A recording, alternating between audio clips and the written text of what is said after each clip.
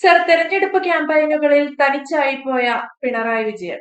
അത്തരത്തിൽ മുഖ്യമന്ത്രി പലയിടങ്ങളിലും തനിച്ചാണ് ക്യാമ്പയിന് പോകുന്നത്. വലിയ മുതിർന്ന നേതാക്കളില്ല. അത്തരത്തിലുള്ള ആരവങ്ങളോ ആഘോഷങ്ങളോ ഒന്നുമില്ല. പല വേദികളിലും മുഖ്യമന്ത്രി പിണറായി വിജയനെ ഒറ്റയ്ക്കാണ് കാണാൻ സാധിക്കുന്നത്. കൂടെ ആരും ഇല്ലാത്തതിന് സത്യത്തിൽ നെഞ്ചിലേക്ക് കൈ ചൂണ്ടി അദ്ദേഹം അതിന് ഉത്തരം പറയേണ്ടതാണെന്ന് ഞാൻ ആദ്യമേ പറഞ്ഞു കൊള്ളട്ടെ. കാര്യം 82 വയസ്സുള്ള ചില രോഗങ്ങൾ അലട്ടുന്ന പിണറായി വിജയൻ ഏകനായാണ് തിരഞ്ഞെടുപ്പ് പ്രചാരണം നടത്തുന്ന എല്ലാ അർത്ഥത്തിലും. ഒരു ദിവസം അദ്ദേഹം 3-4 പൊതുയോഗങ്ങളിൽ കേരളത്തിന്റെ വിവിധ ഭാഗങ്ങളിൽ സംസാരിക്കുന്നുണ്ട്. പത്രസമ്മേളനങ്ങൾ ഇപ്പോൾ നേരത്തെ അത് അങ്ങനെ ഉണ്ടായിട്ടില്ല. കാര്യമായി പത്രസമ്മേളനങ്ങളും അഭിമുഖങ്ങളും കൊടുക്കുന്നുണ്ട്. ഒരു സോഷ്യൽ മീഡിയ ടീമിന്റെ സഹായത്തോടെ പത്ര മാധ്യമങ്ങളിൽ അദ്ദേഹം എഴുതുന്നുമുണ്ട്.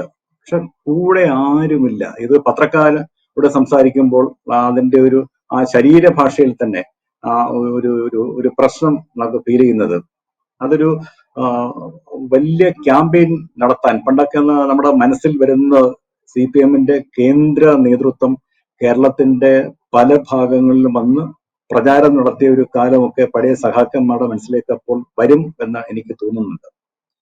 പണ്ടൊക്കെ പശ്ചിമ ബംഗാളും ത്രിപുരയും ഒക്കെ ഭരിച്ചിരുന്ന കാലത്ത് മുഖ്യമന്ത്രി ജ്യോതിബാസു, ദശരഥ് ദേവ്, നൃപൻ ചക്രവർത്തി, പാർട്ടി സെക്രട്ടറിമാരായ സുന്ദരയ്യ, BT രണദവെ, P രാമമൂർത്തി, ഹർകൃഷ്ണൻ സിംഗ് സുർജിത്, ഏറ്റവും അവസാനം സീതാറാം യെച്ചൂരി വരെയുള്ള ദേശീയ നേതൃത്വം എല്ലാ തിരഞ്ഞെടുപ്പ് പ്രചാരണത്തിലും കേരളത്തിൽ വന്നിരുന്നു. കേരളത്തിൽ തന്നെ മഹാന്മാരായ നേതാക്കന്മാർ, ജനക്കൂട്ടത്തെ ആകർഷിച്ചിരുന്ന EMS മുതൽ ഇങ്ങോട്ട് AKG VS അച്യുതാനന്ദൻ വരെയുള്ള നേതാക്കന്മാർ, ഇവരൊക്കെയാണ് തിരഞ്ഞെടുപ്പ് പ്രചാരണം നയിച്ചിരുന്നത്.